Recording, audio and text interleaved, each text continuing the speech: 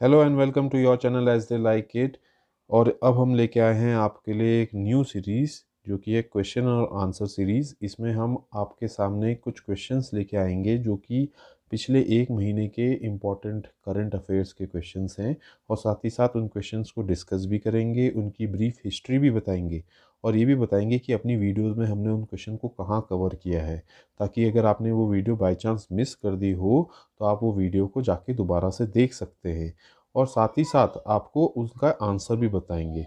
यहाँ पे ये भी बताना ज़रूरी हो जाता है कि ये क्वेश्चन जो हैं ये मिक्स कैटेगरी के क्वेश्चंस हैं। इसमें कुछ क्वेश्चंस काफ़ी टफ हैं जो कि यूपीएससी के लेवल के हैं, और कुछ क्वेश्चंस जो हैं वो एसएससी एनडीए सीरीएस लेवल के भी हैं, क्योंकि हम एक स्टूडेंट ग्रुप्स को केटर करते हैं जिसमें कि हर टाइप के स्टूडेंट्स हैं जो कई सारे एग्ज़ाम्स में बैठते हैं।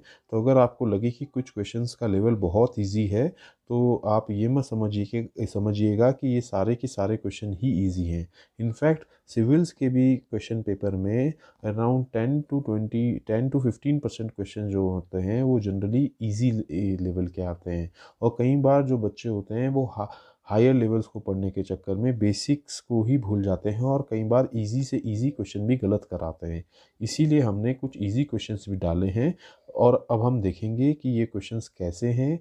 का पहला क्वेश्चन जो कि है, strait of Kerch connects Black Sea with Sea of Azov, Sea of Marmara with the Black Sea, Aegean Sea with the Sea of Marmara, and the Aegean Sea with the Ionian Sea. दोस्तों ये हमने आपको अपनी पहली या दूसरी video में बताया था कि ब्लैक सी की इम्पोर्टेंस ये रशिया यूक्रेन वॉर के चलते बहुत ज़्यादा बढ़ जाती है, और अब तो वहाँ पे एक शिप भी डूब गया है, उसको भी हम वीडियो में कवर करेंगे।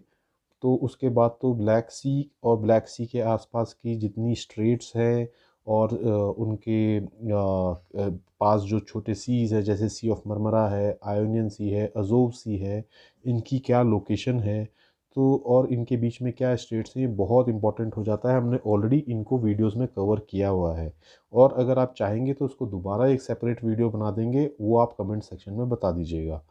तो जो स्ट्रेट ऑफ कर्च है वो और सी ऑफ अजो के बीच में है, तो आंसर हो जाता है A. Black Sea with the Sea of Azov को कनेक्ट करती है स्ट्रेट ऑफ कर्च। आ जाते हैं अपने नेक्स्ट क्वेश्चन पे। Mankading recently in news is related to which sport? A football, B hockey, C table tennis, D cricket. दोस्तों ये क्वेश्चन जो है स्पोर्ट्स की फील्ड में आज की डेट में इम्पॉर्टेंट हो जाता है, क्योंकि ये हमने अपनी एक वीडियो में भी कवर किया है जिसमें हमने बताया कि मैनकेडिंग क्या है, और मैनकेडिंग के बारे में पूरा डिटेल में कवर किया है। मैनकेडिंग जो इंसिडेंट है वो क्रिकेट से रिलेटेड है, और इसका नाम पड़ा है वीनू मनकट के नाम पे, जो कि इंडियन क्रिकेटर थे, और जो है ऑस्ट्रेलिया के 1948 के जो इंडिया टूर ऑफ ऑस्ट्रेलिया था उसमें उन्होंने एक ऑस्ट्रेलियन बैट्समैन को 2 बार पूरी सीरीज़ में मैनकेडिंग से आउट किया था, और उसके बाद इसका इस तरीके के रन आउट का नाम मैनकेडिंग ही पड़ गया। इसमें क्या होता है कि जो नॉन स्ट्राइकर एंड पे जो बैट्समैन होता है वो बॉलर की बॉलिंग करने से पहले ही क्रीज से बाहर चले जाता है, तो उसको बॉलर जो है उसको रन आउट कर सकता है। ऐसा हाल हाल ही में आर अश्विन ने भी किया था आईपीएल में, और इसके बाद इसकी बहुत ज़्यादा एक तरह से निंदा भी हुई, और वो क्यों हुई वो सब हमने अपनी वीडियो में कवर किया हुआ है। तो अगर आपने वो नहीं देखा है तो उसको ज़रूर देख ले। आंसर हो जाता है डी क्रिकेट। आ जाते हैं अपने नेक्स्ट क्वेश्चन पे, जो कि है, Donbas region is famous for A coal and steel, B aluminium, C uranium, D diamonds. दोस्तों ये डॉनबास रीजन कहाँ है? ये साउथ ईस्ट यूक्रेन का एक रीजन है, इसके ऊपर भी हमने वीडियो बना रखी है। अगर आपने नहीं देखी तो ज़रूर देखें। ये डॉनबास रीजन पे क्वेश्चन आपको आने वाले कई एग्जाम्स में डेफिनेटली दिखाई देगा। डॉनबास रीजन जो है इसमें दोनों प्रोविंस डोनेट्स और लुहांस्क दोनों के दोनों प्रोविंस आते हैं इसी रीजन में, और इन्हीं दोनों प्रोविंसेस को रशिया ने इनकी इंडिपेंडेंस को सर्टिफाई किया था फरवरी में, उसी के वॉर से जस्ट पहले। तो ये डॉनबास रीजन जो है बहुत फेमस रीजन है, साउथ ईस्ट यूक्रेन में है और इकोनॉमिकली बहुत इंपॉर्टेंट है, इसीलिए रशिया का इंटरेस्ट इस पर बहुत ज़्यादा है। और ये क्यों इकोनॉमिकली इम्पॉर्टेंट है? क्योंकि ये कोल और स्टील के लिए बहुत बड़ा एक हब माना जाता है। तो Donbas region is famous for coal and steel. Answer is A. Fourth question है, which of the following is not a member of the Quad? 1 India, 2 Australia, 3 France, 4 Japan. देखिए, क्वाड जो है ये एक ग्रुप है 4 कंट्रीज़ का, जो कि इंडो पैसिफिक कंट्रीज़ हैं, और इन्होंने ये ग्रुप बनाया गया है बेसिकली चाइना को काउंटर करने के लिए। इसमें 4 कंट्रीज़ आती हैं, India, Australia, Japan and United states. और इस क्वाड ग्रुप से चाइना जो है बहुत ज़्यादा एंग्शियस रहता है। तो ये क्वाड ग्रुप जो है आपको पता होना चाहिए। आंसर हो जाता है, जो कंट्री क्वाड का मेंबर नहीं है वो है फ्रांस, यानी कि 3। आ जाते हैं हम अपने नेक्स्ट क्वेश्चन पे, which of the following statement is or are correct?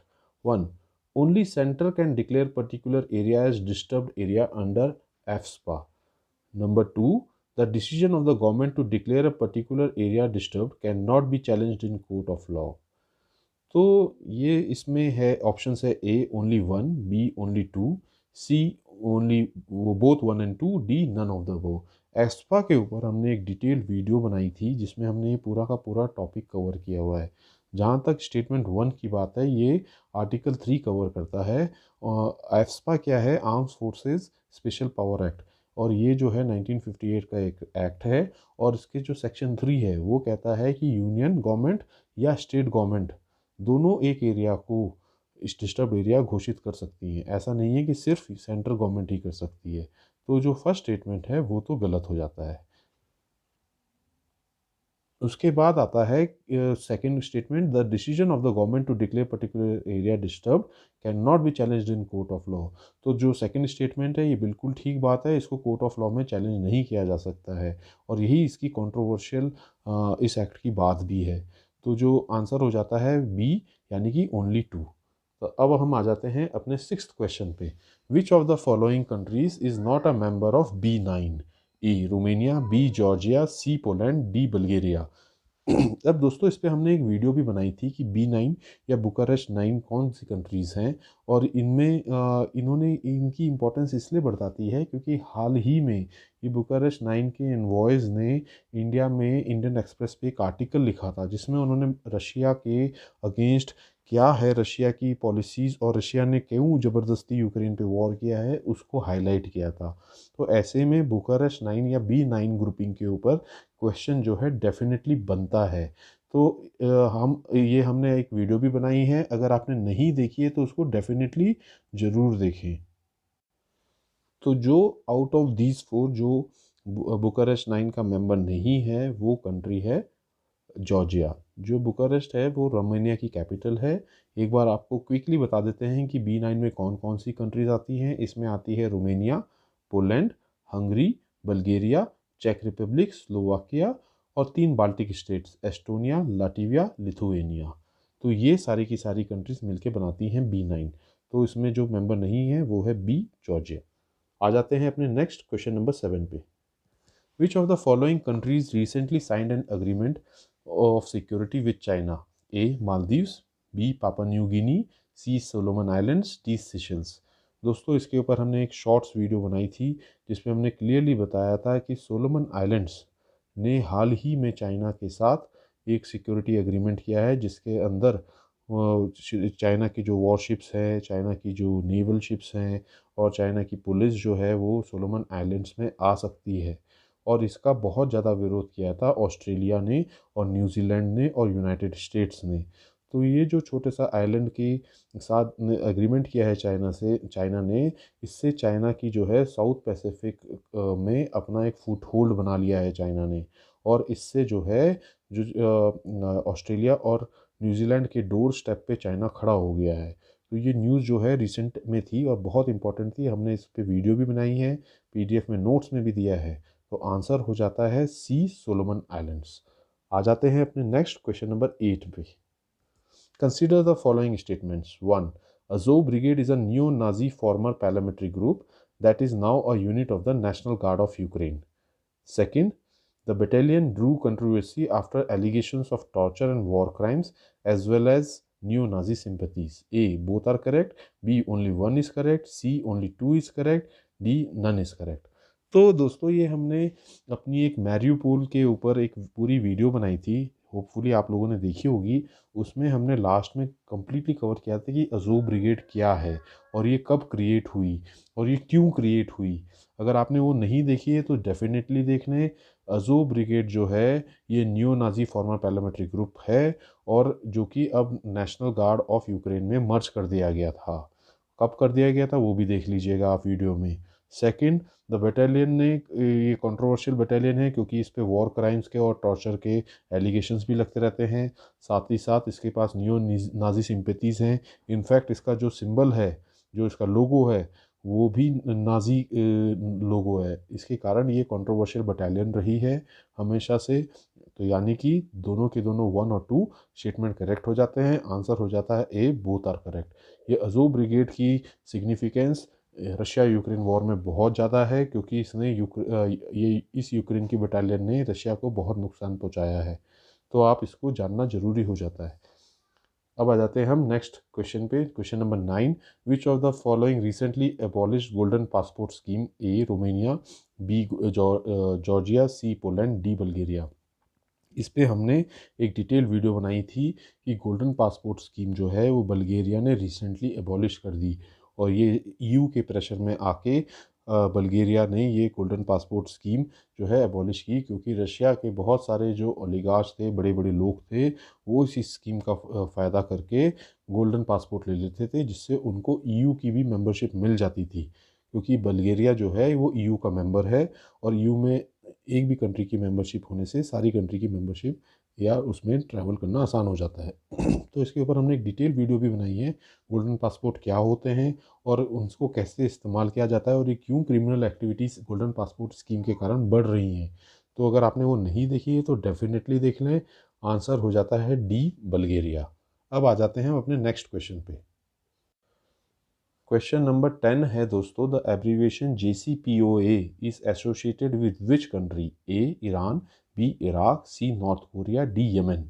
दोस्तों JCPO stands for joint comprehensive plan of action.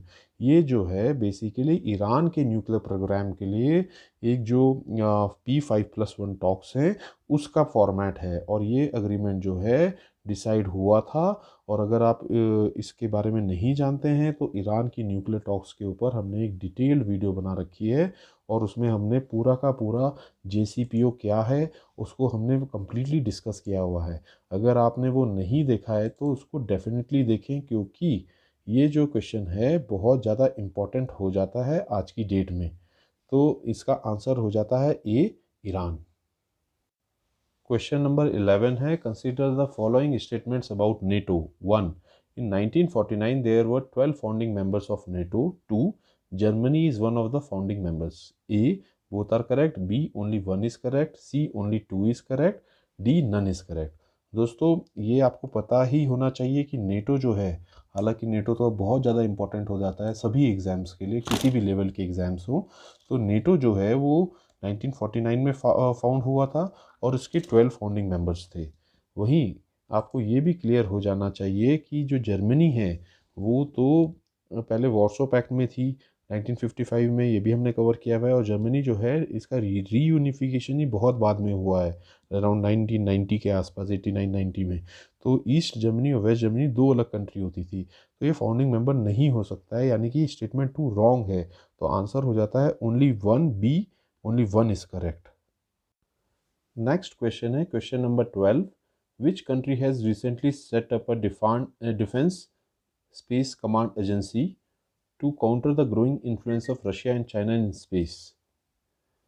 A India, B South Korea, C Australia, D New Zealand. तो दोस्तों इसके ऊपर हमने एक शॉर्ट्स वीडियो बनाई थी और बहुत लोगों ने उसको देखा भी। और आपको ये पता होना चाहिए, अगर आपने नहीं देखी तो ज़रूर देखिएगा, कि ऑस्ट्रेलिया एक ऐसी कंट्री है जिसने एक डिफेंस स्पेस कमांड एजेंसी का सेटअप किया है जनवरी 2022 में और मार्च में उसको ऑपरेशनल भी कर लिया है। और ऐसा ऑस्ट्रेलिया ने इसलिए किया है क्योंकि रशिया और चाइना का ग्रोइंग इन्फ्लुएंस जो है स्पेस में उसको वो काउंटर कर सके। और ये एजेंसी जो है ऑस्ट्रेलिया एयर फोर्स के अंडर काम करेगी। तो ये आंसर हो जाता है सी, ऑस्ट्रेलिया। आ जाते हैं हम अपने नेक्स्ट क्वेश्चन नंबर 13 पे, जो कि है which of the following are called rain forest of the ocean? A zooplanktons, B corals, D C phytoplanktons, D green algae. दोस्तों ये क्वेश्चन जो है हमने इसके ऊपर एक डिटेल वीडियो बनाई थी कि कोरल्स क्या होते हैं, कोरल ब्लीचिंग क्या होती है। अगर आपने वो नहीं देखी है तो उसको डेफिनेटली देखिए, क्योंकि ये टॉपिक बहुत लोगों को समझ नहीं आता है, जबकि ये एग्ज़ाम में बहुत इंपॉर्टेंट है। और हाल ही में ऑस्ट्रेलियन ग्रेट बैरियर रीफ, जो कि वर्ल्ड की लार्जेस्ट बैरियर रीफ है या बैरियर टाइप का कोरल रीफ है, जो जिसमें कि हाल ही में ऑस्ट्रेलिया ने कहा है कि इसमें सबसे ज़्यादा कोरल ब्लीचिंग इस ईयर हुई है। तो इस कारण से कोरल ब्लीचिंग या कोरल्स के बारे में क्वेश्चन जो है अब आपको एग्जाम्स में दिखाई दे सकता है। उस पूरे टॉपिक को हमने अपनी वीडियो में कवर किया है और वहीं से हमने ये क्वेश्चन उठाया है कि rain forest of the ocean किसे कहा जाता है। तो आंसर है बी, कोरल्स को कहा जाता है। आ जाते हैं क्वेश्चन नंबर 14 पे, name the Nordics country which is not part of NATO. A Denmark, B Iceland, C Norway, D Sweden. दोस्तों आपको ये पता होना चाहिए कि नॉर्डिक्स कंट्री क्या हैं। इसको भी हमने एक वीडियो में बताया है कि कौन कौन सी कंट्रीज जो है वो नॉर्डिक्स कंट्री का पार्ट बनती हैं। और आपको ये भी पता होना चाहिए कि नेटो के फाउंडिंग मेंबर्स में डेनमार्क भी था, आइसलैंड भी था और नॉर्वे भी था, और नेटो के 12 फाउंडिंग मेंबर्स थे। और वहीं स्वीडन और फिनलैंड, ये भी अब नेटो की तरफ इनका झुकाव बढ़ गया है, और रशिया ने इसी के ऊपर काफ़ी अपनी प्रतिक्रिया भी दी है। और उसके लिए हमने एक डिटेल वीडियो भी बनाई थी कि कैसे ये दोनों कंट्रीज़ अगर नेटो में मिल जाती हैं तो रशिया के लिए एक थ्रेट है और रशिया उसको नहीं चाहता है, और कैसे स्वीडन और फिनलैंड जो है उनको इस बार कोल्ड रिस्पॉन्स ड्रिल जो कि नेटो करती है नॉर्वे में, उसमें इनवाइट किया गया था। तो आंसर है एट द मोमेंट स्वीडन जो है इन चारों में से नेटो का मेंबर नहीं है। आंसर है डी, स्वीडन। नेक्स्ट क्वेश्चन ले लेते हैं, value of Indian merchandise trade in financial year 21-22 has crossed for the first time. A 400 billion, B 600 billion, C 800 billion, D 1 trillion. अब यहाँ पे क्वेश्चन को देखिए कितना ट्रिकी है। 400 बिलियन एक्सपोर्ट्स हमारा फर्स्ट टाइम क्रॉस किया, उसके ऊपर हमने वीडियो बनाई है डिटेल में, ठीक है। साथ ही साथ मर्चेंडाइज ट्रेड या ट्रेड डेफिसिट इंडिया का कैसे रहा 21-22 पे, उसके ऊपर भी हमने एक डिटेल सेपरेट वीडियो बनाई है। आपको एग्जामिनर जो है 400 बिलियन जो है, क्योंकि गवर्नमेंट ने हर जगह बहुत ज़्यादा गाया है, उसके ऊपर क्वेश्चन डेफिनेटली आ सकता है। लेकिन इसी क्वेश्चन को देखिए कैसे यूपीएससी घुमा सकती है, हमने वही किया है। हमने एक्सपोर्ट्स के बारे में नहीं बात की है, हमने मर्चेंडाइज ट्रेड की बात की है, जिसमें एक्सपोर्ट और इंपोर्ट दोनों आ जाते हैं। और इंडिया का फर्स्ट टाइम मर्चेंडाइज ट्रेड जो है वो 1 ट्रिलियन क्रॉस किया है, और जो एक्सपोर्ट और इंपोर्ट का गैप है वो अराउंड 192 बिलियन डॉलर्स रहा है, वो भी इस बार सबसे ज़्यादा रहा है। इसके ऊपर हमने डिटेल वीडियो बनाई है। आप ये क्वेश्चन यूपीएससी के आने वाले एग्जाम्स में डेफिनेटली देखेंगे, इस टॉपिक से क्वेश्चन। अगर आपको यकीन नहीं है तो आज आप लिख लीजिए, और 3 महीने बाद जब एग्ज़ाम हो जाएगा चेक कर लीजिएगा, यूपीएससी के किसी भी एग्ज़ाम में आपको इस टॉपिक से क्वेश्चन ज़रूर मिलेगा। आप इसको डिटेल में पढ़िए।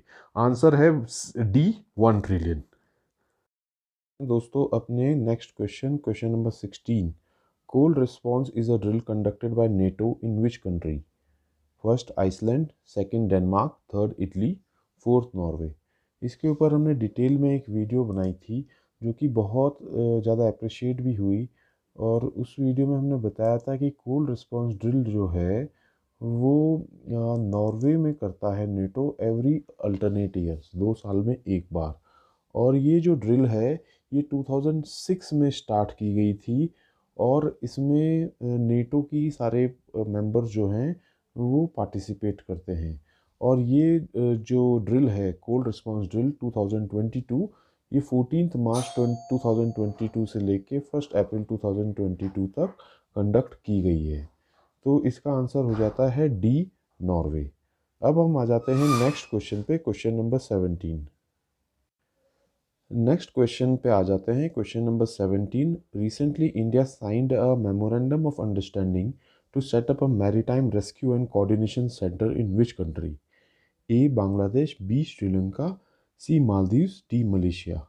दोस्तों ये कोई इस टॉपिक के ऊपर भी हमने एक डिटेल्ड वीडियो बनाई थी, जिसमें हमने बताया था कि इंडिया जो है श्रीलंका के साथ इंडिया ने एक मेमोरेंडम ऑफ अंडरस्टैंडिंग साइन किया है, जिसमें कि इंडिया की कंपनी भारत इलेक्ट्रॉनिक्स लिमिटेड जो है वो सेटअप करेगी state of art maritime rescue and coordination centre Colombo में। अगर आपको ये नहीं देखी है आपने वीडियो, तो इसको डिटेल में ज़रूर देखें, क्योंकि ये बहुत इम्पोर्टेंट हो जाती है। क्योंकि अभी रशिया ओ सॉरी श्रीलंका में अभी इकोनॉमिक क्राइसिस भी है, और उस समय इंडिया बहुत ज़्यादा उसकी मदद कर रहा है, और उसी में से एक पार्ट ये है एमआरसीसी सेटअप करना। तो अगर आपने नहीं देखी है वीडियो तो ज़रूर देखें। ये जो एमआरसीसी सेटअप किया गया है, ये सागर इनिशिएटिव के अंडर जो है इंडिया का एक पहल है। और सागर इनिशिएटिव क्या है? Security and growth for all in the region. ये 2015 में इंडिया का एक प्रोग्राम था। तो ये इस आंसर हो जाता है बी श्रीलंका। अब हम आ जाते हैं अपने क्वेश्चन नेक्स्ट क्वेश्चन पे। Question number 18, consider the following statements. 1, the civil war in Yemen between the Saudi-led coalition and Iran-backed Houthi rebels saw a historic two-month truce deal, the first of its kind since 2016. Second, Yemen has Shia community as majority. A, both are correct. B, only one is correct. C, only two is correct. D, none is correct. तो दोस्तों इसके ऊपर हमने एक civil war इन Yemen के ऊपर एक पूरी डिटेल्ड और लंबी वीडियो बनाई थी, जिसमें इस इशू को हमने पिछले कई सालों से ट्रैक करते हुए कंप्लीट इसकी हिस्ट्री बताई थी। अगर आपने वो नहीं देखी तो ज़रूर देखें, क्योंकि ये न्यूज़ बहुत इंपॉर्टेंट हो जाती है, और रशिया यूक्रेन वॉर के चलते इसको ज़्यादा कवर नहीं किया गया है न्यूज़पेपर्स में। और यूपीएससी जनरली ऐसे ही क्वेश्चंस को उठाती है जो कि इंपॉर्टेंट भी होते हैं और बहुत ज़्यादा वाइड कवरेज भी नहीं हुई होती है जिसकी। तो जो ये 2 मंथ ट्रूस डील है वो साइन की गई है, और ये फर्स्ट ऑफ इट्स काइंड है सिंस 2016, और इसलिए स्टेटमेंट नंबर 1 जो है वो करेक्ट हो जाता है। अब हमने इसी वीडियो में बताया था कि जो मिडिल ईस्ट है उसमें शिया सुन्नी डिवाइड कैसे है। तो हमने आपको बताया था कि मिडिल ईस्ट में कुछ कंट्रीज़ जो है वो शिया मुस्लिम मेजॉरिटी कंट्रीज़ हैं, जिसमें है ईरान, इराक, और है उसमें बहरीन, और उसी तरीके से सुन्नी में मेजॉरिटी है इजिप्ट की, जॉर्डन की, कतर की, सऊदी अरेबिया की, सीरिया की, टर्की की। और वहीं हमने आपको ये भी बताया था यमन में बेसिकली 65% सुन्नी है और 35% शिया मुस्लिम लोगों की परसेंटेज है। तो इस हिसाब से जो है स्टेटमेंट नंबर 2 जो है वो गलत है। जो यमन है वहाँ पे सुन्नी मेजॉरिटी है। तो आंसर हो जाता है B, only one is correct. अब हम आ जाते हैं अपने क्वेश्चन नंबर 19 में। Consider the following statements for coral polyps. 1, they secrete calcium carbonate with their tiny cells. 2, under favorable conditions they grow in great profusion just below the water level. 3, each polyp resides in a tiny cup of coral and help to form coral reefs. Which of these statement is correct? A, all are correct. B, 1 and 2 are correct. C, 2 and 3 are correct. D, 1 and 3 are correct. तो ये coral reefs और coral bleaching के ऊपर हमने एक detail video बनाई थी, जो कि अभी ऑस्ट्रेलिया में ग्रेट बैरियर रीफ में कोरल ब्लीचिंग के कारण बहुत इंपॉर्टेंट भी हो जाती है। तो ये बिल्कुल उसमें हमने बताया था कि फर्स्ट स्टेटमेंट जो है वो सिक्रीट करते हैं calcium carbonate with their tiny cells, ये बिल्कुल सही है। सेकंड कंडीशन भी बिल्कुल ठीक है कि under favourable conditions they grow in great profusion. और थर्ड जो कंडीशन है वो भी बिल्कुल सही है कि each polyp resides in a tiny cup of coral. तो आंसर हो जाता है ए, ऑल आर करेक्ट। अब हम आ जाते हैं अपने question number 20। Consider the following statements. 1, in 2003 the human genome project made history when it sequenced 92% of the human genome. Second, a team of nearly 100 scientists from the Telomere to Telomere Consortium has unveiled the complete human genome. A, both are correct. B, only one is correct. C, only two is correct. D, none is correct. तो दोस्तों इसके ऊपर human genome के ऊपर हमने एक complete video बनाई थी, होपफुली आप लोगों ने देखी होगी, जिसमें हमने बताया था कि 2003 में जो ह्यूमन जीनोम प्रोजेक्ट था उसने 92% ऑफ द ह्यूमन जीनोम को सीक्वेंस कर लिया था। और अब जो रिमेनिंग 8% है उसको एक 100 साइंटिस्ट की team, telomere to telomere consortium की वो टीम है, उसने कंप्लीट ह्यूमन जीनोम को फर्स्ट टाइम जो है सीक्वेंस कर लिया है। इस तो जो इसका स्टेटमेंट नंबर 1 है वो करेक्ट हो जाता है, और स्टेटमेंट नंबर 2 जो है वो भी करेक्ट हो जाता है। और आपको यहाँ पे हमने ये भी बताया था कि ह्यूमन जीनोम प्रोजेक्ट जो है वो 1990 में स्टार्ट हुआ था, और इसको कंप्लीट कहा गया था बाय 2003 में, इसको कंप्लीट भी घोषित किया गया था। तो आप वो वीडियो को ज़रूर देखें। आंसर हो जाता है ए, बोथ आर करेक्ट। आ जाते हैं हम क्वेश्चन नंबर 21 में। Consider the following statements about Mullaperiyar dam. 1. Although the dam is located in Kerala, it is operated by Tamil Nadu following an 1886 lease indenture for 999 years. 2. The dam redirected the river to flow towards the Bay of Bengal instead of Arabian Sea and provide water to the arid regions of Madurai. 3. The dam is located on the confluence of Mulla and Periyar rivers in the Kerala's Idukki district. A, all are correct. B, 1 and 3 are correct. C, only 3 is correct. D, 2 and 3 are correct. दोस्तों ये मुल्ला Periyar issue जो है वो केरला और तमिलनाडु के बीच में है, और ये हमने आपको डिटेल में कवर किया था। डैम सेफ्टी एक्ट की एक वीडियो बनाई थी जिसमें हमने ये इशू पूरा कम्प्लीटली कवर किया था, और अभी सुप्रीम कोर्ट ने इसके ऊपर एक अपनी टिप्पणी भी की है हाल ही में, इसलिए ये इशू बहुत इंपॉर्टेंट हो जाता है एग्ज़ाम की नज़र से। अब इसमें जो फर्स्ट स्टेटमेंट वो बिल्कुल सही है कि ये डैम केरला में लोकेटेड है और ऑपरेट इसे तमिलनाडु करता है अंडर द लीज एग्रीमेंट। फिर जो सेकंड स्टेटमेंट है वो भी बिल्कुल सही है, ये जो डैम बनाया गया इसने रिवर का फ्लो बे ऑफ बंगाल की तरफ कर दिया है रेदर देन अरेबियन सी। तो स्टेटमेंट नंबर 2 भी सही है। स्टेटमेंट नंबर 3 जो है वो भी बिल्कुल सही है कि जो डैम है वो इदुक्की डिस्ट्रिक्ट में लोकेटेड है, और इस डैम के बारे में और भी सर्टेन डिटेल्स हैं जो कि हमने वीडियो में ऑलरेडी कवर कर रखी है, अगर आपने नहीं देखी तो ज़रूर देखें। तो आंसर हो जाता है ए, ऑल आर करेक्ट। अब हम आ जाते हैं अपने question number 22। Consider the following statements about dam safety act 2021। 1. A National Committee on Dam Safety with a 3-year tenure comprising the chairman of the Central Water Commission, a maximum of 10 representatives of the central government in the ranks of joint secretary, a maximum of 7 representatives of state governments, and 3 experts will be formed as part of the act. 2. The act proposes to help all states and union territories adopt uniform dam safety procedures. तो ये जो हमने dam safety act है इसके ऊपर video बनाई रखी है, उसमें हमने कम्प्लीटली ये पूरा टॉपिक कवर किया है, और ये बहुत इंपॉर्टेंट टॉपिक है एग्ज़ाम की नज़र से। इसमें स्टेटमेंट नंबर 1 बिल्कुल ठीक है कि ये एक national committee on dam safety बनाई जाएगी, और वो उसका 3 ईयर टेन्योर होगा, उसमें चेयरमैन ऑफ वाटर कमीशन होंगे, और 10 रिप्रेजेंटेटिव होंगे सेंट्रल गवर्नमेंट के जो कि जॉइंट सेक्रेटरी रैंक के होंगे, और 7 रिप्रेजेंटेटिव होंगे स्टेट गवर्नमेंट के, और 3 एक्सपर्ट्स होंगे फ्रॉम दिस फील्ड। और वहीं जो स्टेटमेंट नंबर 2 है, ये जो एक्ट है ये इस हेल्प करेगा सारे स्टेट और यूनियन टेरिटरीज को to adopt uniform dam safety procedures. ये स्टेटमेंट भी बिल्कुल करेक्ट है, तो आंसर हो जाता है ए, बोथ आर करेक्ट। अब हम आ जाते हैं अपने question number 23। Which of the following is not a member of JCPOA? A, France, B, Iran, C, Russia, D, Japan. तो दोस्तों हमने ईरान न्यूक्लियर टॉक्स को कम्प्लीटली कवर किया था, और उसमें ये भी बताया था आपको कि JCPOA क्या है, कब सेटअप किया गया है। तो JCPOA जो है वो joint comprehensive plan of action है, और ये जो सेटअप किया गया है ये सेटअप किया गया है bye P5+1 countries and Iran, और P5+1 में आंसर में जापान जो है उसका पार्ट नहीं है, तो आंसर हो जाता है डी, जापान। अब हम आ जाते हैं अपने नेक्स्ट क्वेश्चन पे।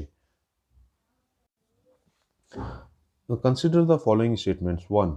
The Vienna talks are intended to create a roadmap for synchronized return of both Iran and United States to the compliance with the JCPOA. 2. The Joint Comprehensive Plan of Action is an agreement reached by Iran and P5+1, that is China, France, Germany, Russia, United Kingdom and US on 14th July 2018. A. Both are correct. B. Only one is correct. C. Only two is correct. D. None is correct. दोस्तों ये तो हमने आपको detail में cover किया ही है कि JCPO जो है, joint comprehensive plan of action, ये P5+1 और ईरान के बीच में साइन किया गया था 2015 में, जबकि इसमें जो स्टेटमेंट 2 है वो 2018 कहती है, तो स्टेटमेंट नंबर 2 तो गलत है। वहीं दोनों कंट्री, ईरान और यूनाइटेड स्टेट्स दोनों ने इस JCPO से अब बैक दोनों ही इससे हट गए थे। और ये जो है अभी जो रिसेंटली टॉक चल रही हैं पिछले 1 साल से, उसका एम यही है कि ईरान और यूनाइटेड स्टेट वापस से JCPOA के कंप्लायंस में आ जाएं। तो स्टेटमेंट नंबर 1 करेक्ट है, आंसर हो जाता है बी, ओनली 1 इज़ करेक्ट। अब हम आ जाते हैं अपने नेक्स्ट क्वेश्चन पे। Consider the following statements. A 1, as of today GSAT-7 that is Rukmani and GSAT-7A are the India's only two dedicated military satellites made for the Navy and Air Force respectively. 2. The Indian Army currently uses 30% of the GSAT-7A's transponder capacity. A. Both are correct. B. Only one is correct. C. Only two is correct. D. None is correct. दोस्तों हमने ये video पूरी cover की थी कि GSAT-7B को approval मिल गया है, जो कि इंडियन आर्मी की डेडिकेटेड मिलिट्री सैटेलाइट होगी फर्स्ट टाइम। और उसी वीडियो में हमने आपको बताया था GSAT-7 रुकमनी जो इस सीरीज़ में सबसे पहले छोड़ी गई थी, वो इंडियन नेवी की डेडिकेटेड मिलिट्री सैटेलाइट है, और GSAT-7A जो है वो इंडियन एयरफोर्स की मिलिट्री सैटेलाइट है। तो यानी स्टेटमेंट 1 करेक्ट हो जाता है। और वहीं उसी वीडियो में हमने आपको बताया था कि इंडियन आर्मी जो है प्रेजेंटली 30% ऑफ द GSAT-7A की ट्रांसपॉन्डर कैपेसिटी को कम्युनिकेशन के लिए इस्तेमाल करती है। तो ये स्टेटमेंट भी बिल्कुल सही हो जाता है, तो आंसर हो जाता है ए, बोथ आर करेक्ट। अब हम आ जाते हैं अपने नेक्स्ट क्वेश्चन पे। Recently which of the following satellites have been approved as Indian dedicated Indian military satellite for Indian army. A GSAT-7, B GSAT-7A, C GSAT-7B, D RISAT. तो अभी हमने आपको ये पूरा मैटर डिस्कस किया कि GSAT-7B को रिसेंटली अप्रूव किया गया है as dedicated military satellite for Indian army. वहीं GSAT-7 जो है वो इंडियन नेवी के लिए है, GSAT-7A इंडियन एयरफोर्स के लिए है। तो आंसर हो जाता है सी, GSAT-7B। अब हम आ जाते हैं क्वेश्चन नंबर 27 पे। Consider the following statements. 1. A hypersonic missile is a weapon system which flies at least at the speed of Mach 5, that is 5 times the speed of sound, and is maneuverable. 2. The maneuverability of the hypersonic missile is what sets it apart from the ballistic missile, as the latter follows a set course or a ballistic trajectory. 3. Recently Russia used Kaizen hypersonic missile against Ukraine. A. All are correct. B. 1 and 3 are correct. C. Only 3 is correct. D. 2 and 3 are correct. तो दोस्तों अभी आपको पता ही है कि हाल ही में Russia ने काइजान hypersonic missile का इस्तेमाल किया था यूक्रेन के ऊपर, जिसके कारण हाइपरसोनिक मिसाइल्स जो है एज सच ये टॉपिक जो है बहुत इंपॉर्टेंट हो जाता है एग्जाम्स में पूछे जाने के लिए। स्टेटमेंट 3 तो करेक्ट है। अब आ जाते हैं हाइपरसोनिक मिसाइल होती क्या है, इसके ऊपर हमने डिटेल वीडियो बनाई थी। और ये जो हाइपरसोनिक मिसाइल्स उन मिसाइल्स को कहते हैं जो मैक 5 की स्पीड से ज़्यादा ट्रैवल कर सकें और साथ ही साथ मनूवरेबल भी हो। तो स्टेटमेंट 1 भी करेक्ट है। जहाँ तक स्टेटमेंट 2 की बात करें तो जो मनूवरेबिलिटी जो है हाइपरसोनिक मिसाइल्स की, वो ही इसको बैलिस्टिक मिसाइल से डिफ़र करती हैं, क्योंकि बैलिस्टिक मिसाइल्स एक सेट कोर्स पे ही जाती हैं, वो ऑल्टर नहीं कर सकती हैं। वहीं हाइपरसोनिक मिसाइल बीच रास्ते में भी टारगेट को देख के अपना कोर्स मनूवर कर सकती हैं। यही कारण से हाइपरसोनिक मिसाइल जो है वो बहुत इंपॉर्टेंट और बहुत ज़्यादा डिस्ट्रक्टिव हो जाती हैं। तो आंसर हो जाता है A, all are correct. Question number 28 पे आ जाते हैं। Which of the following statement is incorrect. A. The value of goods exported by India in the current financial year, that is 2021-22, recently crossed $400 billion. B. Indian merchandise exports has reached the 305 billion mark in 2001-12 itself. C. The 400 billion figure essentially refers to the value of exports. It does not say anything about the contribution of the volume increase. D. Among the commodities groups, agriculture grew more than the average growth rate of 49%. तो दोस्तों इसके ऊपर हमने एक complete video बनाई है, $400 billion export की जो फिगर है इसके ऊपर, और उसको आप लोगों ने ज़रूर देखा होगा। ये जो टॉपिक है गवर्नमेंट का बहुत फोकस है इस पर, तो इस पर डेफिनेटली क्वेश्चन आएगा ही आएगा। तो जो स्टेटमेंट नंबर 1 है, 400 बिलियन को क्रॉस किया है इंडिया के all goods exported by value of all goods exported financial year 2021 and 22। ए सही है, बी भी सही है, और जहाँ तक बात करें तो सी में भी बिल्कुल ठीक है, क्योंकि जो ये फिगर है ये वैल्यू ऑफ एक्सपोर्ट के बारे में बात करती है, वॉल्यूम इंक्रीज के बारे में कुछ भी बात नहीं करती है। और जहाँ तक डी की बात है, तो एवरेज ग्रोथ रेट जो रहा है 49% का, वहीं एग्रीकल्चर का रहा है अराउंड 20%। ये हमने उस वीडियो में कवर भी किया है। तो जो डी है कि एग्रीकल्चर ने एवरेज ग्रोथ रेट से ज़्यादा ग्रो की है, वो बिल्कुल गलत है। तो आंसर हो जाता है, जो इनकरेक्ट स्टेटमेंट है वो है डी। अब हम आ जाते हैं क्वेश्चन नंबर 29 पे। Consider the following statements. 1. The Warsaw pact was a collective defense treaty signed in Warsaw, Poland, between the Soviet Union and 7 other Eastern Bloc socialist republics of Central and Eastern Europe in May 1955 during the Cold War. 2. On the May 1992, six post-Soviet states belonging to the Commonwealth of Independent States, Russia, Armenia, Kazakhstan, Kyrgyzstan, Tajikistan, and Uzbekistan, signed the Collective Security Treaty, also known as the Tashkent Pact or Tashkent Treaty. A. Both are correct. B. Only one is correct. C. Only two is correct. D. None is correct.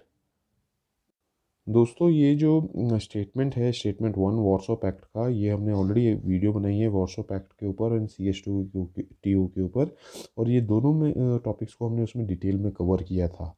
तो statement 1 जो है वो 1955 में ही Warsaw pact हुआ था, और ये बिल्कुल सही स्टेटमेंट है। जहाँ तक बात करें CH2TO वाले स्टेटमेंट नंबर 2 की, ये भी बिल्कुल ठीक है कि 1992 में Russia, Armenia, Kazakhstan, Kyrgyzstan, Tajikistan and Uzbekistan ने कलेक्टिव सिक्योरिटी ट्रीटी, जिसे ताशकंद ट्रीटी कहते हैं, वो साइन की थी।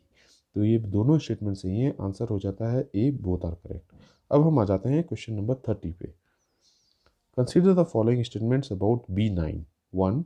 The Bucharest 9 is a group of 9 NATO countries in Eastern Europe that became part of the US-led military alliance after the end of the Cold War. 2. All members of the B9 are part of the European Union and the North Atlantic Treaty. A. Both are correct. B. Only one is correct. C. Only two is correct. D. None is correct. दोस्तों Bucharest 9 अभी बहुत ज़्यादा news में आया था, और बहुत ही important topic हो जाता है एग्ज़ाम्स की दृष्टि से, क्योंकि बुकारेस्ट 9 के स्पेशल एनवॉइस ने इंडियन एक्सप्रेस में एक आर्टिकल लिखा था रिगार्डिंग रशिया, कि रशिया की कैसी पॉलिसीज़ है और रशिया क्यों ज़बरदस्ती यूक्रेन पे वॉर कर रहा है, और क्यों रशिया की जो पॉलिसीज़ है वो एक तानाशाही पॉलिसीज़ है। तो बुकारेस्ट 9 जो है, इसका स्टेटमेंट नंबर 1 बिल्कुल ठीक है। ये 9 नेटो कंट्रीज़ हैं जो कि कोल्ड वॉर ख़त्म होने के बाद नेटो में आ गई थी। और जो स्टेटमेंट नंबर 2 है, ये भी बिल्कुल सही है कि सारे के सारे मेंबर्स जो B9 के हैं वो यूरोपियन यूनियन और नेटो के आज की डेट में मेंबर हैं। तो आंसर हो जाता है A, both are correct.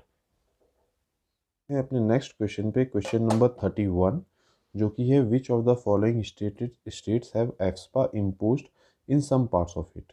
A Punjab, B Manipur, C Tripura, D Meghalaya. दोस्तों ये हमने एक एफ्सपा के ऊपर इसमें डिटेल में वीडियो बनाई थी, जिसमें हमने उसको कम्प्लीटली कवर किया था, और उसमें ये भी बताया था कि जो एफ्सपा है वो कब इनेक्ट हुआ, कैसे वो एक्ट बना, उसकी क्या प्रोविजंस हैं। अगर आपने नहीं देखी तो वीडियो ज़रूर देखें, क्योंकि वो बहुत इंपॉर्टेंट है। अब उसी वीडियो में हमने बताया था कि एफ्सपा जो है वो रिपील किया गया था सबसे पहले पंजाब से, उसके बाद त्रिपुरा से, और उसके बाद थर्ड था स्टेट मेघालय।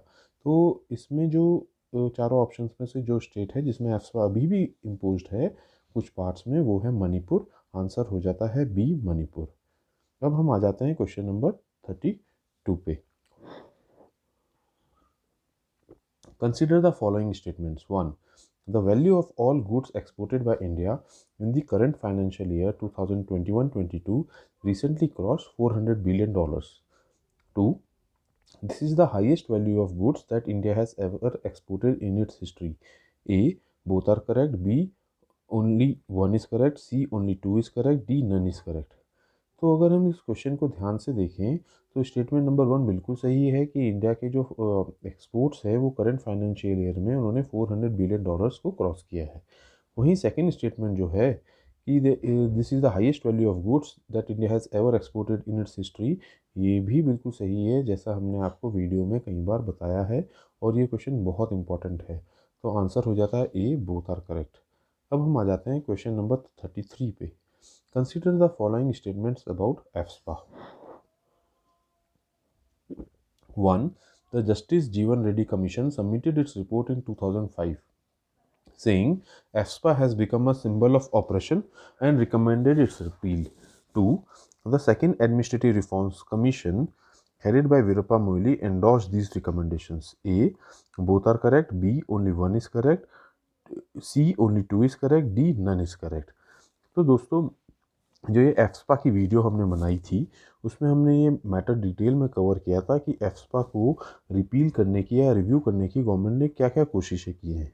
उसी में गवर्नमेंट ने 2005 में एक जस्टिस जीवन रेड्डी कमीशन बनाया था, जिसने अपनी रिपोर्ट दी थी और कहा था कि जो एफ्सपा है वो एक सिंबल ऑफ ऑपरेशन बन गया है, और उसने रिकमेंड किया था कि इसको रिपील किया जाना चाहिए। तो स्टेटमेंट 1 जो है वो बिल्कुल करेक्ट है, और स्टेटमेंट 2 जो है वो भी बिल्कुल करेक्ट है, क्योंकि सेकेंड एडमिनिस्ट्रेटिव रिफॉर्म्स कमीशन, जिसको हेड किया था वीरप्पा मोइली ने, उन्होंने भी इसी रिकमेंडेशंस को एंडोर्स करते हुए कहा था कि एफएस को रिपील किया जाना चाहिए। तो आंसर हो जाता है ए, बोथ आर करेक्ट। अब हम आ जाते हैं अपने 34th क्वेश्चन में। Which of the following states have AFSPA was first repealed. तो इसमें ऑप्शन ए है पंजाब, बी है मणिपुर, सी है त्रिपुरा, और फोर्थ है मेघालय। जैसा कि अभी हमने आपको बताया था कि पंजाब ऐसा स्टेट है जिससे फर्स्ट टाइम एस्पा जो है वो रिपील किया गया था कम्प्लीटली। तो आंसर हो जाता है ए, पंजाब। अब हम आ जाते हैं क्वेश्चन नंबर 35 पे। Who of the following can declare application of AFSPA in a disturbed area? 1. Judiciary, that is Supreme Court and the High Court. 2. State government. 3. Central government. तो दोस्तों, ये हमने एफ्सपा में डिटेल में कवर किया था कि सेक्शन 3 जो है एफ्सपा का, उसमें यूनियन गवर्नमेंट या स्टेट गवर्नमेंट एक किसी भी एरिया को डिस्टर्ब एरिया घोषित कर सकती है। तो आंसर हो जाता है 2 and 3 आर करेक्ट। तो आंसर है बी। अब हम आ जाते हैं क्वेश्चन नंबर 36 में। Under which section of the AFSPA an area में be declared as disturb. A section 1, B section 3, C section 5, D section 7। तो हमने ये अभी ऑलरेडी कवर किया कि सेक्शन 3 में यूनियन गवर्नमेंट और स्टेट गवर्नमेंट दोनों को पावर है एक एरिया को डिस्टर्ब एरिया डिक्लेयर करने की। तो आंसर हो जाता है बी, सेक्शन 3। अब हम आ जाते हैं क्वेश्चन नंबर 37 पे। Which of the following country once withdrew from the Quad. Quad क्या है? एक 4 कंट्रीज़ की ग्रुपिंग है जो कि इंडो पैसिफिक रीजन की कंट्रीज़ है, और ये बेसिकली चाइना को काउंटर करने के लिए बनाया गया है। इसके कौन कौन मेंबर हैं? इंडिया, ऑस्ट्रेलिया, यूएसए और जापान। और इनमें से जो नंबर 2 है ऑस्ट्रेलिया, उसने एक बार क्वाड से विड्रॉ भी किया था अंडर चाइनीज़ इन्फ्लुएंस, बट 2017 में क्वाड ग्रुपिंग को दोबारा से रिवाइव कर लिया गया है, और एट द मोमेंट ये एक सक्सेसफुल ग्रुप है। अब हम आ जाते हैं, आंसर है 2, ऑस्ट्रेलिया। अब हम आ जाते हैं क्वेश्चन नंबर 38 पे। Consider the following statements about Anatoly Chubais. 1. He is a veteran Russian envoy. Anatoly Chubais has resigned from his role and left the country with no intention of returning. 2. Chubais was one of the main architects behind the former Russian President Boris Yeltsin's economic reforms of the 1990. A. Both are correct. B. Only one is correct. C. Only two is correct. D. None is correct. दोस्तों, इस पे हमने एक video बनाई थी कि Anatoly चुबाइस कौन है और क्या उनका उन्होंने क्यों रशिया यूक्रेन वॉर के बाद अपनी कंट्री छोड़ के चले गए। तो ये स्टेटमेंट 1 जो है ये बिल्कुल सही है कि एनाटोली चुबाइस जो हैं उन्होंने अपनी रोल से रिज़ाइन किया, जो कि उनका भी रोल था। यूएन में रिप्रेजेंटेटिव थे वो, कई सारी रशिया के रिप्रेजेंटेटिव थे यूएन की कई सारी बॉडीज़ में रिप्रेजेंट करने के लिए, और उन्होंने अपनी कंट्री छोड़ के चले गए, और उन्होंने कहा है कि उनकी कोई इंटेंशन नहीं है रिटर्निंग की। और चुबाइस का एक बहुत बड़ा स्ट्रेचर है रशिया में। क्यों? क्योंकि जब ये एक वेटरन वहाँ के एनवॉय हैं और इकोनॉमिस्ट भी रहे हैं, और जब 1990s में जब आफ्टर डिसइंटीग्रेशन ऑफ यूएसएसआर, तो रशिया में जितनी भी इकोनॉमिक पॉलिसी और इकोनॉमिक रिफॉर्म्स हुए हैं, उस समय के रशियन प्रेसिडेंट बोरिस येल्सिन के साथ मिलके चुबाइस ने ही इकोनॉमिक रिफॉर्म्स को लाए थे अपनी कंट्री में। तो जो एनाटोली चुबाइस है, उनका फेमस नाम है रशिया में। तो ऐसे में ये क्वेश्चन बहुत इंपॉर्टेंट हो जाता है। आंसर है A, both are correct. Question number 39. Consider the following statements about black boxes. 1. These are two large black metallic boxes containing recorders that are required to be kept on most aircraft, one in front and the other in the rear.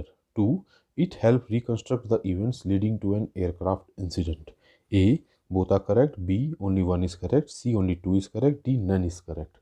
तो दोस्तों, इस matter पे भी हमने एक detail video बनाई थी, जिसमें हमने बताया था कि ब्लैक बॉक्सेस क्या होते हैं, क्या काम करते हैं।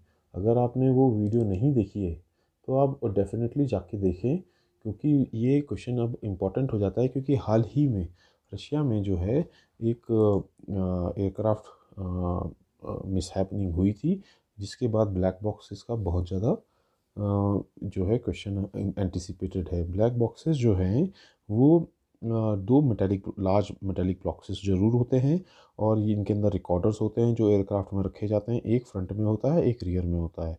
बट ये दोनों मेटेलिक बॉक्सेस जो हैं ऑरेंज कलर के होते हैं, ना कि ब्लैक कलर के। ये हमने अपनी वीडियो में भी आपको बताया है।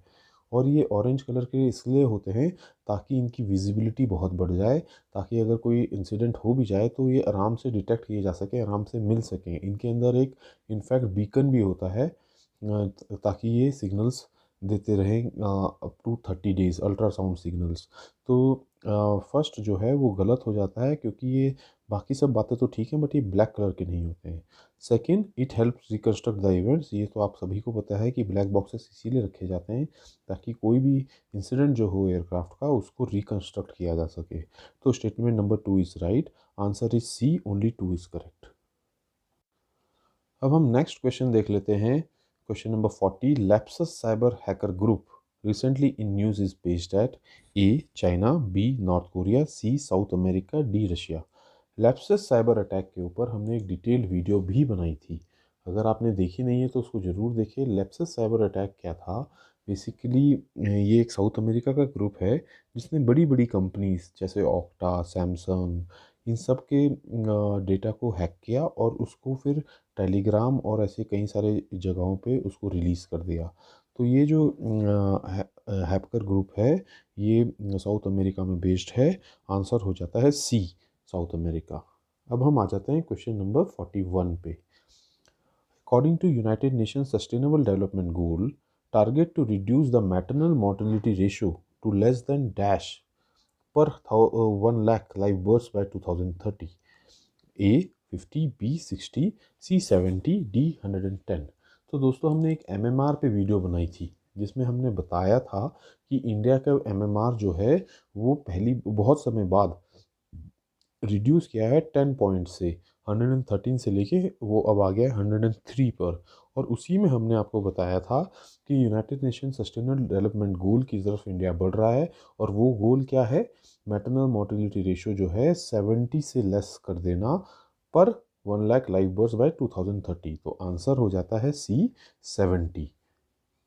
अब हम आ जाते हैं क्वेश्चन नंबर 42 में। According to the latest report of registrar general of India, the MMR of India has become dash in 2017-19।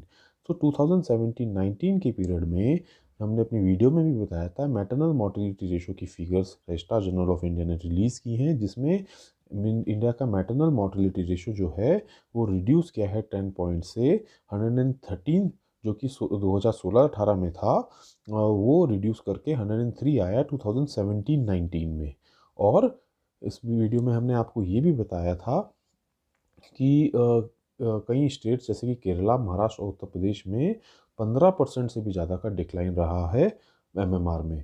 तो आंसर इसमें हो जाता है 2017-19 में फिगर रिड्यूस होके 113 से 103 हुई है। तो आंसर हो जाता है सी, 103।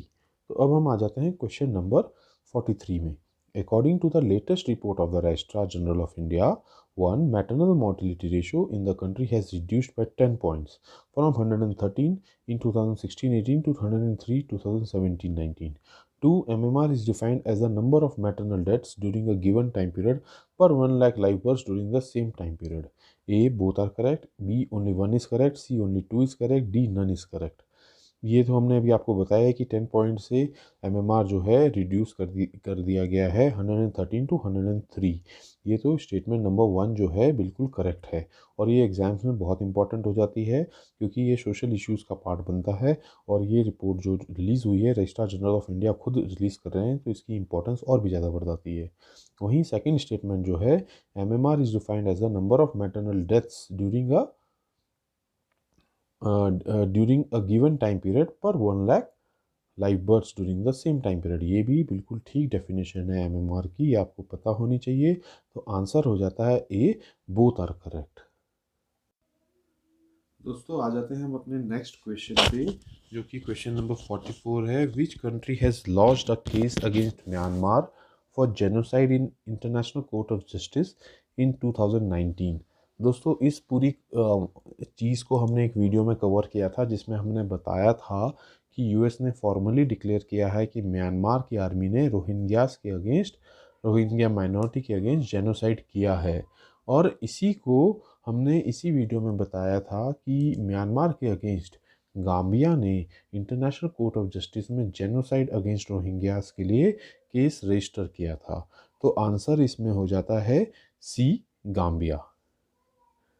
क्वेश्चन नंबर 45 पे आ जाते हैं। The disturbed area of north west Rakhine state recently in news belongs to A, Pakistan, B, Sri Lanka, C, Myanmar, D, Bangladesh. तो जो नॉर्थ वेस्ट रखीने स्टेट है यहीं पर ही रोहिंग्याज रहते हैं जिनके अगेंस्ट म्यांमार की आर्मी ने जेनोसाइड किया है, ऐसा यूएस कहता है। तो ये आंसर हो जाता है सी, म्यांमार। म्यांमार के नॉर्थ वेस्ट रखीने स्टेट पे जो है रोहिंग्यास रहते हैं। तो ये बहुत इम्पोर्टेंट हो जाता है एग्ज़ाम की दृष्टि से क्योंकि ये इसमें जेनोसाइड यूएस ने डिक्लेयर किया है। तो ये था क्वेश्चन नंबर 45। तो अब हम आ जाते हैं अपने क्वेश्चन नंबर 41 में। Arrange the following straits from west to east. इसमें 4 स्ट्रेट्स दी गई हैं, Dardanelles, Bosphorus, strait of Kerch और जिब्राल्टर। दोस्तों ये यूक्रेन और रशिया वॉर जब से हुआ है तब से ये आपको कुछ सीज़ की लोकेशन और साथ ही साथ कुछ स्ट्रेट्स की लोकेशन पे आपकी मास्टरी होनी चाहिए क्योंकि ये क्वेश्चन बहुत ज़्यादा चांसेस हैं पूछे जाने के। तो अगर आपने ये नहीं हमारी वीडियो देखी है तो हम आपको शॉर्ट में एक दो चीज़ें डिटेल में बता देता हूँ। देखिए एजेंसी है, एक है सी ऑफ मरमरा, एक है सी ब्लैक सी, एक आयोनियन सी और एक है आपका अजोव सी। इन सब की आपको लोकेशंस पता होनी चाहिए मैप में।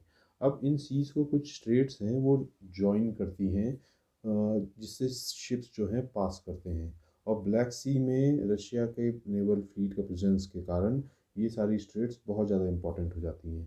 तो सबसे पहले वेस्ट से ईस्ट अरेंज करना है तो वेस्ट में सबसे पहले आती है जिब्राल्टर स्ट्रेट, ठीक है। उसके बाद आती है दार्दानेलीज स्ट्रेट आती है। उसके बाद आती है बॉस्फोरस स्ट्रेट और उसके बाद आती है स्ट्रेट ऑफ कर्च। ये सारी की सारी स्ट्रेट वेस्ट टू ईस्ट इस तरीके से अरेंज होती है। आंसर होता है ए। ये स्ट्रेट्स किन किन लैंड एरियाज़ को सेपरेट करती हैं और कौन कौन से सीज़ को ये जोड़ती हैं ये आपको पता होना चाहिए। तो ये था हमारा question number 41। Now let's come to question number 42। Donbas region recently in news is A, part of Western Siberia where COVID cases peak to a maximum in a day. B, part of Crimean Peninsula. C, region of Poland where NATO stationed its anti-missile systems. D, part of Southeast Ukraine. तो Donbas reason जो है हमने आपको ये video में भी बताया था, ये बहुत इंपॉर्टेंट हो जाता है क्योंकि ये डोनेट्स और लुहांस्क जो टेरिटरीज़ हैं वो रशिया ने जो रिकॉग्नाइज़ की थी वो दोनों की दोनों टेरिटरीज़ जो हैं वो डॉनबास रीजन के अंडर फॉल करती हैं। और जो ये डॉनबास रीजन है ये साउथ ईस्ट यूक्रेन का पार्ट है। तो आपको ये पता होना चाहिए, ये क्वेश्चन बहुत इंपॉर्टेंट हो जाता है। Donbas region south eastern Ukraine का पार्ट है and it is very famous for coal and steel. Coal और स्टील के लिए प्रोडक्शन के लिए कोल बहुत बड़ा एक कोल एरिया है यहाँ पे, और ये इकोनॉमिकली बहुत इंपॉर्टेंट है यूक्रेन के लिए, और इसीलिए रशिया का भी डॉनबास रीजन में इंटरेस्ट बढ़ जाता है। अब आ जाते हैं क्वेश्चन नंबर 43 में। Which of the following countries does not border Black Sea? 1 Turkey, 2 Georgia, 3 Romania, 4 Moldova. दोस्तों हमने आपको ये बताया था कि आपको ये रटा होना चाहिए कि ब्लैक सी को कौन कौन सी कंट्रीज़ बॉर्डर करती हैं। ये क्वेश्चन हज़ारों बार पूछा जा चुका है और आगे भी हज़ारों बार पूछा जाएगा। तो हम आपको एक बार फिर से बता देते हैं। दोस्तों अगर आप मैप में भी देखें या हमारी वीडियो में देखें तो हमने क्लियर बताया है कि ब्लैक सी को बॉर्डर को करने वाली कंट्रीज़ हैं 1 Romania, 2 Bulgaria, 3 Turkey, 4th Georgia, 5th Russia, 6th Ukraine.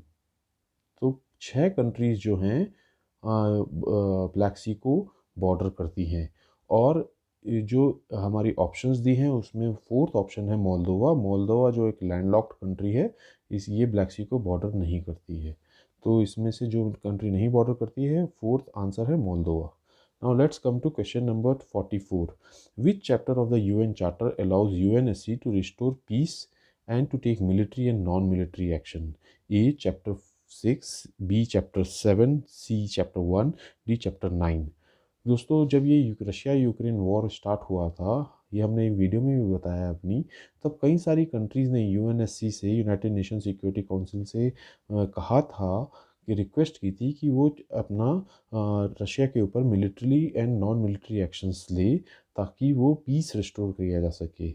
और ये जो है चैप्टर 7 में आता है यूएनएससी के, तो यूएन चार्टर के, तो यूएन चार्टर के चैप्टर 7 को इन्वोक करने के लिए कई कंट्रीज़ ने यूएनएससी में रिक्वेस्ट दी थी। इसलिए ये क्वेश्चन बहुत इंपॉर्टेंट हो जाता है, एग्जाम में पूछा जा सकता है। तो आपको पता होना चाहिए कि चैप्टर 7 कहता है कि यूएनएससी जो है वो एक्शंस ले सकती है मिलिट्रीली भी और नॉन मिलिट्रीली भी, so as to restore peace. Now let's come to the question number 45। Consider the following statements about BIMSTEC. A, it is an international organization of 7 South Asian and Southeast Asian nations. B, also referred to as mini SARC. C, leadership is rotated in alphabetical order. D, 2022 summit is in Sri Lanka. A, ABC is correct. B, A and D is correct. C, ACD is correct. D, ABCD is correct. दोस्तों ये हमने BIMSTEC के ऊपर एक video भी बनाई थी।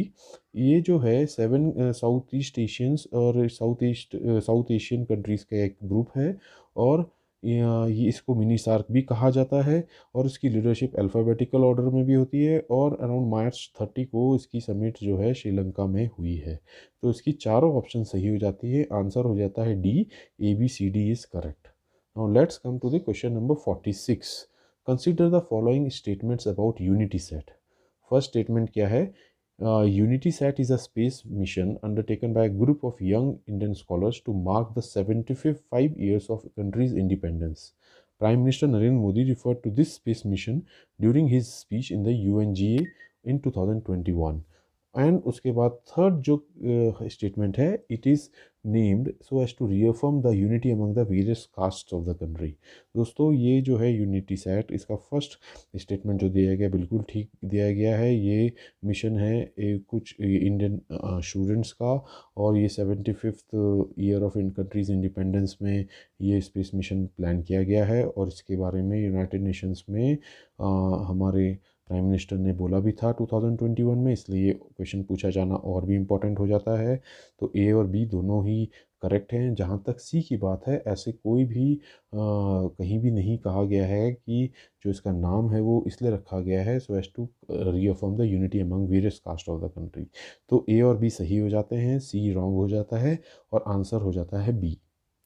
Now let's come to the Question number 47. Consider the following statements about Organization for the Prohibition of Chemical Weapons. 1. It is the implementing body for the Chemical Weapons Convention (CWC), which entered into force on 29th April 1997.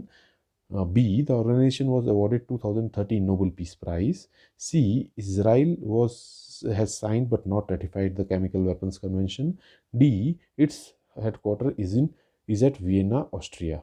तो दोस्तों हमने ये topic को detail में cover भी किया था। एक हमने वीडियो बनाई थी बायो वेपन्स, बायोलॉजिकल वेपन्स के बारे में, तो उसमें हमने इस टॉपिक को डिटेल में कवर किया था कि ये क्या होता है। तो जो आप देखेंगे फर्स्ट स्टेटमेंट जो है वो बिल्कुल ठीक है। वो यही कहता है कि ये केमिकल वेपन्स कन्वेंशन को इम्प्लीमेंट करती है ये बॉडी, और 1997 में फोर्स में आई है। और दूसरा, ये ऑर्गेनाइजेशन को 2013 में नोबेल पीस प्राइज़ भी मिला है, ये बात भी बिल्कुल ठीक है। अब इसराइल ने इसको साइन किया है बट रेटिफाई नहीं किया है, ये भी बात भी बिल्कुल सही है।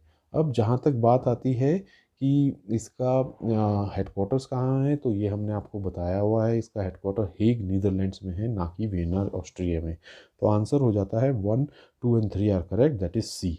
Now let's come to the question number 48। Which of the following statements is incorrect? इनमें से कौन सा स्टेटमेंट इनकरेक्ट है? पहला, the MCC, the custodian of laws of cricket, also accepted mankading as a normal mode of running out the non-striker, removing it from law number 41 and clubbing it with law number 38। दोस्तों ये जो statement है बिल्कुल सही है। MCC ने नए new laws of cricket बनाए हैं और इसमें जो है मैनकेडिंग को जो है लॉ नंबर 48 से निकाल के लॉ नंबर 38 जो कि नॉर्मल रनआउट होता है उसमें डाल दिया गया है। Number 2, it was during the 1947-48 tour of Australia, the Vinu Mankad effected 2 runouts in a similar fashion on 2 different occasions। ये बात भी बिल्कुल सही है। उन्हीं के नाम के बाद इसका नाम मैनकेडिंग पड़ा इस इंसिडेंट के बाद। Third, Marylebone cricket of club, former governing body of cricket, founded in London in 1787। ये बात भी बिल्कुल ठीक है दोस्तों। Fourth, the Melbourne cricket club has announced that the new code of laws will be effective from next 50 overs world cup. दोस्तों Melbourne cricket club का कहना था कि ये जो न्यू कोड ऑफ लॉज हैं ये अप्लाई करेंगे फ्रॉम दी 1 अक्टूबर, ना कि नेक्स्ट 50 ओवर्स वर्ल्ड कप। तो जो ऑप्शन इनमें से इनकरेक्ट है वो ऑप्शन नंबर 4 हो जाती है, जो कि इनकरेक्ट है। Now let's come to the question number 49। Bayraktar TB2 recently in news is a drone of which country? A USA, B Russia, C Israel, D Turkey.